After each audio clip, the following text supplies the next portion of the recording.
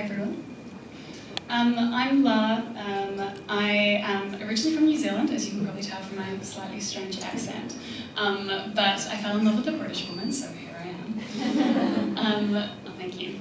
So I've been here for 2.5 years. I studied a Bachelor of Communications in Auckland and went straight into advertising. I was in ad agencies for a few years before eventually leaving to come to Take Britain. I'm really, really honoured to be here today. I used to go to the CreativeMornings sessions in Auckland whilst I was studying and then in advertising, so I really feel like this is like a full circle kind of moment. So on the side as well, so just explaining I guess what's up here. When I was first asked to respond to the theme of preservation, I originally actually said no because I am far more interested right now around how we can disrupt and revolutionise as opposed to preserve, particularly coming from somebody that works in advertising and marketing, which is still really traditionally quite like an old school kind of sector, but also I now work at Take Britain, which is quite literally known for its preservation. So yes, Monday to Friday, I'm the Take Britain marketing manager. On the side, I am also a director at Pride AM. So Pride AM is the world's first LGBTQ+ organisation for advertising and marketing. And essentially, we are a lobbying group for the accurate representation of queer people in marketing. And then on the side of that, I'm a wannabe illustrator. So you'll see a few little doodles along the way. So I felt particularly passionate about this conversation, as I mentioned, because advertising can be pretty old school. I felt pretty sick of being somebody that was helping to make ads and not feeling represented in them. And of course, working at Tate, we have so many amazing classical pieces in our collection that I think it's really important to treasure and respect and learn from. But there are also lots of missing stories, so that's what I'm going to talk to you about today. If you bear with me, I have 10 tips on, this is not a catchy headline by the way, I have 10 tips on how to disrupt and revolutionise in a sector that is literally built on preservation. So, working in marketing, it is pretty special. We are the storytellers and the masters of human insights. What bothers me though is that there are still certain types of stories, certain people and certain cultures that are being highlighted and preserved. And this is exactly why I joined Pride AM. I wanted to start changing this, and I also started to create art that felt like it related to both my queer experiences, but also the experiences of my friends. I also quit my job in advertising to pursue a career in something that I felt really passionate about, which is art and making it accessible for everyone. Now, there are many ways to disrupt and revolutionise in the sector, which is built on, preservation. However, one simple way, and what I'm going to delve into today, is by injecting diversity. And I know it sounds kind of obvious, but there are quite a few ways into this, and I would like to take you through a case study based on my work in helping to queer Take Britain. So, this is kind of all of the queer stuff that I've been doing for the last 2.5 years. We'll get into it properly in 1 sec. So, tip number 1, be proactive. So, Queer British Arts was the first exhibition that I worked on when I joined Tate. It was also the first exhibition in the entire world to look at queer British art. And as far as I'm aware, it was also the first exhibition that Tate has ever held that wasn't preempted by curatorial. In fact, the proposal for the exhibition came from the LGBTQ+ network. It's, the network at Tate realised that they didn't feel visible on the walls, and they put together a proposal. And it took years and years and years, I think it took almost 10 years to pull off. And they had to hire a specific curator with an expertise in queer art, but it happened. And then in terms of my involvement in Pride AM, this is such an embarrassing thing to admit, I'm going to go there. When I first came to New Zealand, I had about 14 interviews in 2 weeks with different ad agencies. And when I got down to the top 2 that I was interested in working for, my defining decision was literally that the president of Pride AM worked at one agency. And I had seen his work in Campaign Brief, I was really excited about being involved, and I took the job there. And it took me months to get the courage up to actually contact him. And then one day when I was working late, I just sent him an email being like, "Hi, I'm the tall new queer person in the corner. I'm really interested in what you do at Pride AM, and is there any way that I can get involved?" And I've now been working with them for 2.5 years. Step number 2, be a creative problem solver. We cannot change our history. We cannot change what the people before us decided was important enough to be preserved. However, we can look for opportunities to flip everything on its head. One way that we've done this at Tate, and something that I'm really proud of, is both the LGBTQ+ network and the BAME network have created resources that allow people to pick up, you can do it either on your phone digitally or pick up like a paper trail, and you can walk through our collection and see it through a new lens, see it through a queer lens or from the point of view of a person of colour. And this is something that has come totally from the networks themselves as opposed to just curators or artists. But it's a really, really important way for us to be able to look at our history and acknowledge the missing voices. So another example of how we've tried to disrupt history is through a recent marketing trailer that we created for Edward Burne-Jones. So for those of you who don't know who Edward Burne-Jones is, he's like a very traditional pre-Raphaelite painter, and he has loads of really beautiful paintings. However, they're all extremely white, and they're of very heterosexual love scenes. We couldn't do much about that, and actually, you know, the work itself is worth treasuring, but what we can do is create content that makes it relevant to today and actually reflects the society that we live in. So this was a far more diverse and slightly queer reenactment of some of his famous pieces that we put together for the marketing trailer.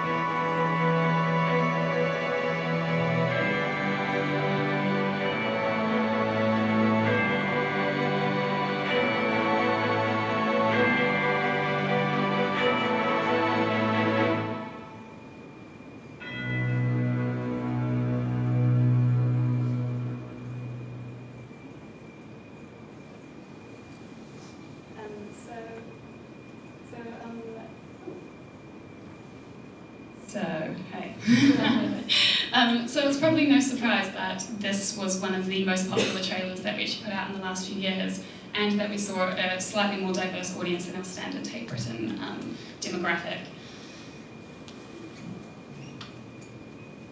I don't know if those YouTube videos will be relevant, thank you. But, however, it's easy to say that, okay, you work in marketing, you can choose the casting, you can choose the content. But what I would like to give you today is hopefully some tools that prove that you don't necessarily need to be in marketing to be able to shake things up. However, you do need to build a business case. Of all the slides today, this is probably the one that I think is the most important. So when you're trying to disrupt something or you're trying to start a revolution, you need to have a solid business case. So think about what's in it for your organisation. Is it diversifying your audience? Will it bring profit? Admittedly, we do need to think about that. Brand awareness, brand love, or all of the above. So if we looked at this in relation to Queer British Arts, what's in it for the organisation? It allowed us to look at Queer British Art for the first time. We were able to, of course, attract a more diverse audience and actually speak to a new audience that hadn't been to Tate Britain. So 19% of the people that attended the exhibition had never been to Tate before. That's actually like ridiculous. And it was an exhibition that surpassed attendance targets, so it was profitable, and it definitely upped our brand awareness. We had, as I mentioned, a new audience coming, and actually over 50% of the people that did come said they came specifically for the theme. And following this, actually, I think probably what I define as the biggest success of Queer British Art is that following the exhibition and the exhibitions that have come over the last 2 years, we have seen a higher increase of LGBTQ+ people within the following exhibitions. Number 4, find your golden nuggets. When I searched golden nuggets, these were the 2 things that came up. I didn't know which one to pick, so you get both of them. I don't know what these are, but there you go. So this is actually one that I've got from my audience research manager at Tate. If there's one thing she's drilled into me, it's that you need stats. And I know that seems boring, but they're so important. So thankfully, I no longer work somewhere where I have to convince people of the benefit and value of diversity. But let's say I did, and that I was trying to build a case for a follow-on Queer British Art exhibition. I would need some killer stats to sell that in. So these would be, these are my favourite stats that from the Pride AM website. So 7% of the UK population identifies as LGB. That's 4.5 million consumers. To put that in perspective, that's my entire country. 1 in 3 people are more likely to buy from brands that accurately portray minority groups in their advertising and marketing. And if you're trying to target young people, over 50%, around half, of 18 to 24-year-olds now do not identify as 100% heterosexual. And if that's not the stat you need to sell in diversity, I don't know what is. These are some really helpful places that if you are looking for statistics, I really recommend. Statista.com, amazing. YouGov is actually where we get a lot of our research for Pride AM. You can find anything you need on there. Facebook Audience Insights, really, really worthwhile. You can find out a lot about who you're trying to talk to through Facebook, and it's actually really accessible. Information is beautiful. I really recommend signing up to their newsletters. You'll get some really random, amazing statistics. And of course, Pride AM, if you're looking for statistics around diversity, particularly within the LGBTQ+ community, we have loads of free resources, and it's also free to sign up to our newsletter. Number 5, speak to the experts. This is a huge one because I really, really strongly believe that not one person should have a dominating voice when it comes to diversity or revolutionising.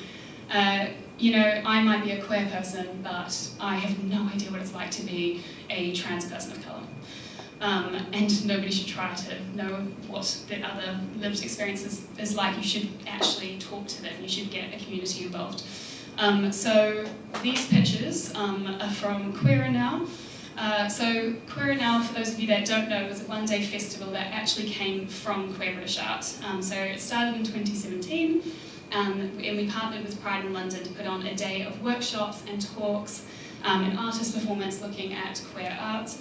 And it was completely free. It was amazing. It was one of the best days of my life, and it continued on actually last year in 2018. However, admittedly, a lot of the people involved weren't queer. So we actually hired queer producers to come in and work with us. We consulted with community groups, and last year we brought on board more partners with UK Black Pride, Pride in London, Regard, and Brighton Trans Pride. Be authentic.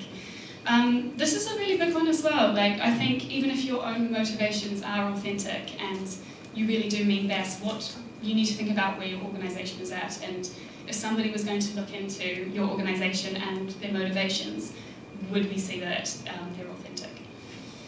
So one way that I'm really proud of Tate is the commitment to Queer Now. So we did do it again last year, even without an exhibition, and actually 1,000 more people came last year. And originally there was some nervousness, can we put on this event without a queer exhibition and queer programming? Will people think that we're trying to profit off it? And I was like, no, this shows that we're committed to engaging with this audience. And the fact that 1,000 more people came last year, I think is just proof that people don't need specific programming to feel welcome and included. Another way, pronouns. This was a huge one for me. As you will have noticed, my pronouns are gender neutral, and working in a place that has over 800 people just in head office, we send a lot of emails. everyone in Tate is meant to have their pronouns and their email signatures to help them try and prevent misgendering in the workplace. And for me, this was a sign that I was in a place that I felt like I could bring my authentic self to work. But I also felt that Tate was authentically committed to supporting their LGBTQ+ staff. And have a network. If you work somewhere right now that does not have a network, whether it's an LGBTQ+ network or a BAME network or a disability network, set one up. It's not that hard, and actually if you go to Pride AM, we have a step-by-step resource that can talk you through how to set up a network, or you can just drop us a line and we're happy to help you sort that out. 7, you don't need to be at the top to do revolutionary things. This is huge. These posts here are from social media. So our social media team is only built of 3 people, but they're 3 incredible people that are very committed to diversity. So something you probably don't know is that at least 50% of our posts that go out on Tate consist of minority artists, whether that is women, people of colour, queer people, or disabled artists. And this is not something you'd ever find written down. It's not a rule, it's just that we have a really committed team that's really driven for driving diversity and awareness of artists that have been overshadowed. And this might seem like quite a small and easy thing, but actually with a collection that's over 500 years old and with the art that has been preserved, they have to do a hell of a lot of research to dig out these stories. And they go out to millions of people, so the impact is huge. So this post is of Labena Hamid's for Women's History Month, where I think it was 99% of all of our posts were of women artists. The middle post was for Valentine's Day this year, and the end post was of Keith Haring for International Day Against Homophobia. 8, turn up every day and be ready to be the role model that you once needed. I was so lucky that when I had my first job in advertising, I had a role model. Her name was Crystal, and she brought her authentic self to work every day. Her and her wife had just had a baby, and she challenged client briefs, she asked about diversity, and she was really, really brave. And that made me feel like it was okay to bring my authentic self to work. And I guess one of the reasons why I'm here today is that I'm hoping that I can be the Crystal for someone else, even though it's kind of terrifying to be out there. So the post, the picture up on the far right was from 2 years ago. Through my work at Pride AM, I was interviewed with Diva magazine to talk about why I'm campaigning for change in the advertising and marketing industry, and the post down below was from last year because I realised that, do you guys all know what the Stonewall Top 100 is?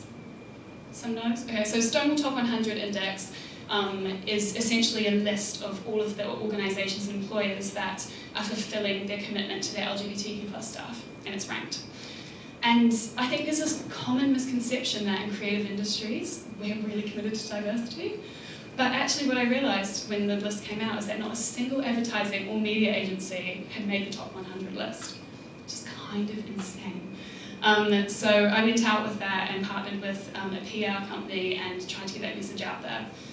Again, like it's really scary to put yourself out there like this, and like I'm really committed to the cause, but of course like I'm not perfect and I stuff up, and I think when you decide that you're going to do it anyway and that you're committed to the change, you've just got to allow yourself to be that vulnerable. And yeah, I mean, that's why I'm here, I guess.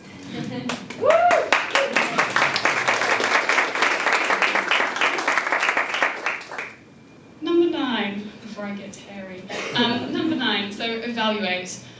This is so key. Evaluate, hopefully, your successes, but also what didn't work. Evaluate the journey as you're coming to the end of your disruption or revolution. This will really help you to build a business case for further conversations that are kind of similar to this. So when I was recently evaluating Queer Now, looking at what we're planning to do this year, and looking at the feedback from the audience was one of the most amazing things for me. My favourite was, "This was the best, I've never felt better in a gallery."